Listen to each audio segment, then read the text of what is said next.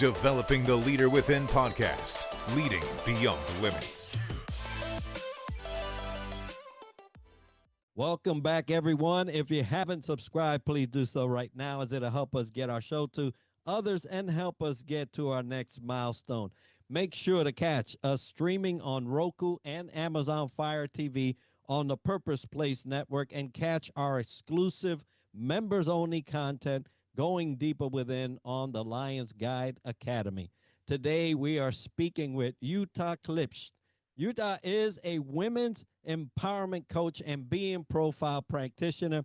She is deeply passionate about empowering people to step into their authentic selves, lead boldly, and create lives that are not just successful, but truly fulfilling and sustainable. Her work focuses on guiding clients to integrate lasting change, embracing professional achievement while nurturing personal well-being. Jutta, welcome to the show. Hi, Enrique. Thank you for having me. I'm so excited. It's really, really nice. Thank you for inviting me. Well, it is our pleasure to have you, and no better person to talk about women empowerment. And folks, we will be speaking about unleashing her power, how women rise, lead, and redefine success. But before we get into that conversation, Jutta, tell us a little bit about you. I live in Australia, in Melbourne, since 40 years. I was born in Germany and immigrated. And since I'm 8, I want to immigrate to Australia or Canada. I don't know. I don't know really why. Um, and in Germany, I used to work for the German Weather Service at an airport. And here I quit my job in an office 4 years ago. And I always was passionate about transformation, self-development, empowerment, and coaching. So when I quit my job, I delved down, like 100%. So here I am. Yes, and I have many modalities. As you already said, I'm a being profile practitioner, utilizing the Beam framework, which I love, ontological coaching. And, I have the normal NLP, hypnosis. I'm also a certified MBIT coach, which is multiple brain integration technique, which is when you align your heart, your head, and your gut. We have three brains. Then you have access to your highest power and wisdom. So yeah, that's me.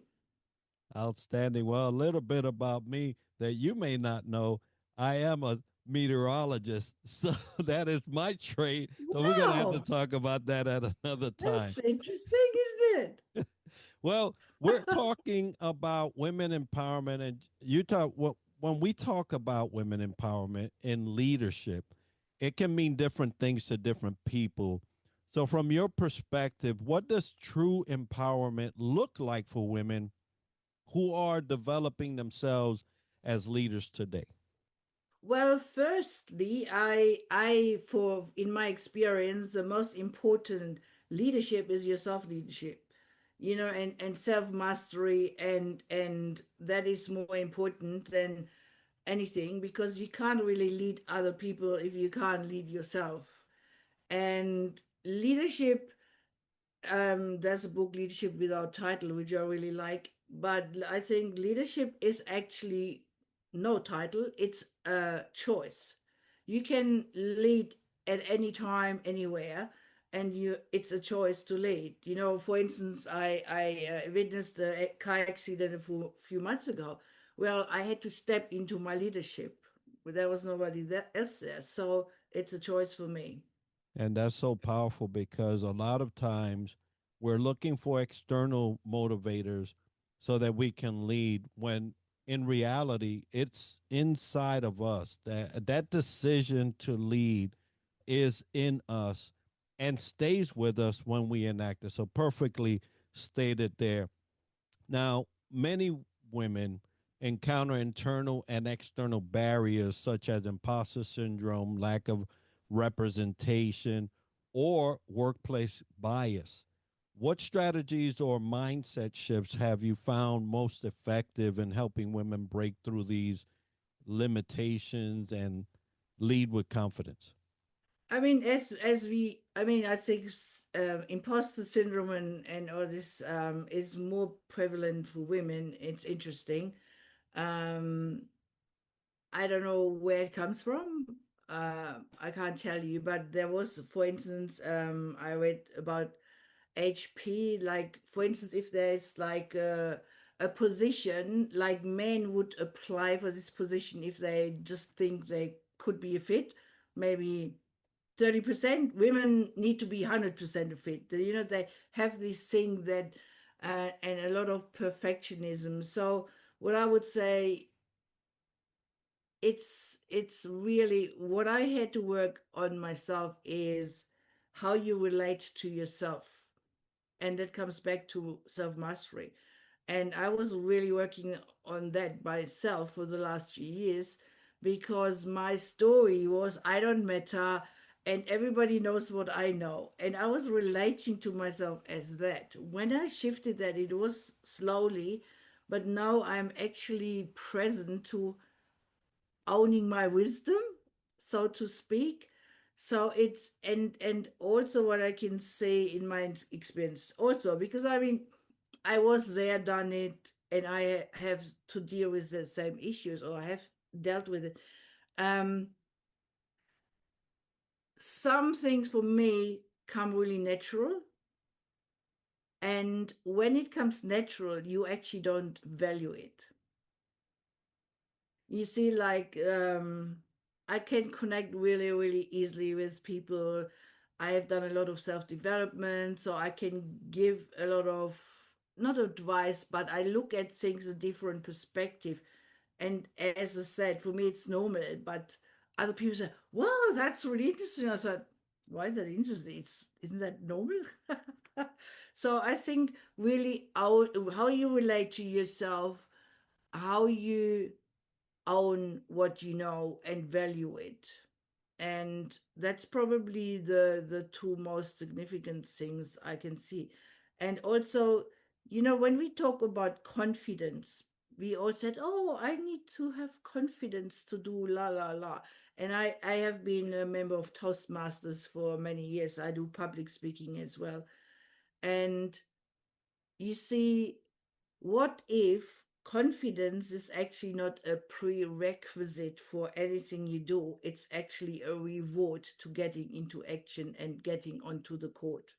Because, like public speaking, like swimming, you can't read from a book and think, oh, yeah, you know, like we'll do freestyle in 2 months or butterfly. You have to do it,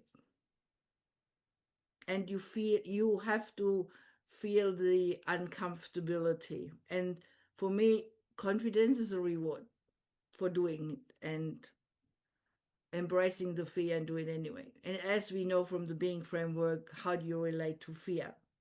That's very enlightening, especially when you're talking about the obstacles that are present. We have to validate that there are some obstacles that are present to women that are not present to men.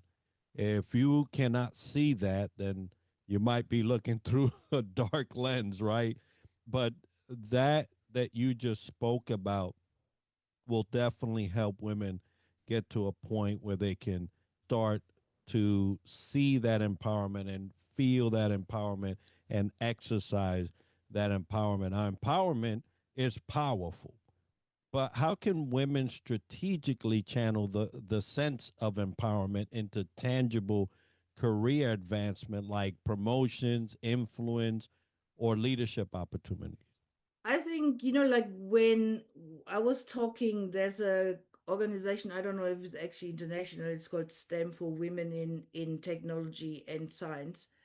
And their, what I was explaining, the pain point is, well, you know, like we are in the men's world and we just women. But you see, when you already come from that paradigm, you already tainted in your contribution. And if you embrace and own your contribution, what you have, you can contribute to the well-being or the value of the company. You see, like you have to embrace that, and already comparing yourself to, oh, I'm a woman, they are men, it's already, it already limits you. So what is your contribution? Are you valuing your contribution? Are you owning it? That's so important that what you just said. The moment that you start comparing, you've just devalued what you bring. And Yeah. there's no comparison to any one of us. We're all individual, 8 point some odd billion people on earth, and there's only one of us. And so that alone should allow you to feel empowered and own some of the things that you're bringing because only you can do so. Now, a lot of times, Utah, there is these obstacles that come up because we don't have somebody that looks like us, that sounds like us, that is in a position that we want to be in. So, that how important is mentorship and community in the empowerment journey? And what practical ways can women build or find empowering networks that accelerate their leadership growth? Well, community and mentorship and having a supportive environment is very important. And I also in my own life, I mean, many years ago, I was in abusive marriage, and or then I had a partner who didn't support my dream. And it is really knowing what your values are, knowing what you really deeply care for, and not compromising that for anything or anybody. And I am organizing my fourth Women's Empowerment Summit. It's always around the International Women's Day, where I have a whole day with, I don't know, 6 7 speakers, and build a community of women. I go to networking group called Women Making It Work, who support each other in their business building. And I'm created a women's circle where women can come and rewind and get out of this, like being ungrounded, because that's another thing I had to learn, to ground myself. Because if you want what I call is like a chicken without a head, like you're everywhere, you're not grounded, you're not focused, you can't self reflect. And self reflection is a really, really important part as well. Because when you don't take time out to self reflect what is important to you, what triggers you, and what are the obstacles, how can you, like respond to them. So that is another really, and as women, I mean, as we know, a lot of women have family, kids, and career. So how do you bring all under one head that nothing really suffers? And I think that's probably another challenge which women face. And they're having avenues to self-express. And one of my tagline is, it's actually from Dr. Wayne Dyer, is don't die with your music still within you. So, but you have to know what your music is. What makes, and many women, especially 50 plus, they don't even know what they're passionate about, because they got so anesthetized and numb because they looked after everybody else. They don't know who they are, what they're passionate about, what makes their heart sing. And I find it very, very sad, because I I know that everybody has a gift, and you are the greatest gift. And that's a fact. Now, you're very true. I just had a conversation not so long ago with my wife, which is about 50 something, around this same topic, right? What do you like? What do you don't like?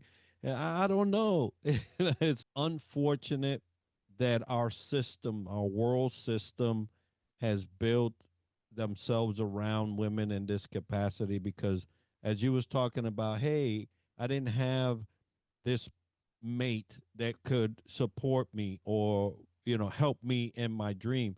But that's what it takes. It takes a partner, it takes a fellow countryman, it takes a co-worker to believe in you, to support you, to applaud you, right? As you are meeting these milestones, for you to be able to really know what it is that you love and actually do that you love. Now, for women that are listening who want to step into leadership but aren't sure where to begin, what are the first three actions they can take today to begin developing the empowered leader within themselves? Well, firstly, self-reflection, sitting down and answering some questions, like what is really important for me? What you really, really care for? What, like what we care for, we spend time, money, and things on it. Do you really, what you really care for, do you really show up for that? And I think the clarity is probably the first thing. Then um, having a goal, and it can be small goals, but having a plan how to get there, little steps, and getting into action. And I mean, the first thing is probably, as we know from the being, how you being, like as we know from, like it's not to have do be like, if I have $1 million, I will do this and then I will be happy. You have to be a certain way. You have to have courage. Look at your, how do you relate to courage? How do you relate to fear? And all this introspection. So for instance, fear for me, I don't know if you know the acronym, false evidence appear real. Mm-hmm. I always dislike this. I said, it's so lame. So I made my own up. So it's fun, experiment, adventurously run. So it's an experiment, and you only know afterwards how it turned out. You can do your best, and having that sense of giving it a go, and the courage to fail. I mean, failure doesn't exist. It's just feedback. But giving it a go, and when you're passionate about it, something, don't just let it go. I mean, I know some people, oh, yeah, I wish I would have painted, or I wish I would have done that. So come on, do it, even if you start slow. You don't have to, like, I don't know, get piano lessons if you want to be a pianist, or if you want to be a runner, start interval training. So, but like, also, I think what a good question is, at the end of your life, what would you like to, which legacy would you like to leave? Very profound last question there about legacy. As people get to a certain age, that question becomes a whole lot louder in your life, For right? sure, for And sure. you always trying to ensure that when it is your time to leave this particular earth, that you will leave something that others can take and go, farther with. So very, very profound question to Yeah. ask. There's also a book, it's called The Five Wishes of the Dying. It's written by an Australian nurse, actually. And the most biggest regret people have, no, it's actually the biggest regrets. The biggest regret what people have when they're dying is, I wish I would have lived a life according to me and not other people's expectations. And I'm very much about um, autonomy, and living your life according to you and not anybody else. And I mean, what helped me, I'm a born rebel, so that helps. But like, yeah, that's the biggest regret what people have. And I can see that. I spent many a years as a minister ministering to the dying, the sick, and I have also heard something around those lines. when that time comes. Yeah, folks, don't wait. Don't wait to that moment. Go ahead and live your best life for you, your best life for your loved ones, right? Because that does matter for some people. But don't be that person on the deathbed saying, I wish I would have, right? Great comments there. Now, you mentioned the women's event. So, what do you have coming up, and where can the viewer or the listener follow you or support you? Yes, my website is still a little bit in revamp mode, but it's just juttaK.com, so JUTTAK.com, and I'm on Facebook under my name. And what it's coming up, a course or workshop which is a confidence catalyst, because we have talked about confidence. And what I can say is, like, many women lack the confidence or think they need the confidence, and assertiveness as well. Like, one of my patients is also assertiveness, like being assertive and standing up for yourself. And it's very important that, and some people collapse it with aggression, but it's actually not true. Well, Utah, we'll have all those links and all the Thank information you. on what you have coming up as part of the video and the show notes. And folks, it's been a pleasure to discuss this particular topic. I've always loved speaking about how women can get in a position where they deserve to be. There's a lot out there that are obstacles, and especially men need to be those allies, right? Those allies Yeah, to help women yeah. get true to themselves and also to support them. And today's episode is sponsored by the Global Trends Magazine, the Outlier Project, Fantail Services, Ascend Meditations, and Chop AI. If you've enjoyed this episode and learned something interesting about the topic covered today, make sure to like, share, and subscribe, and let us know by leaving a comment. Tune in next week for another episode where we dissect leadership from another angle. And as we like to end the show, success to you.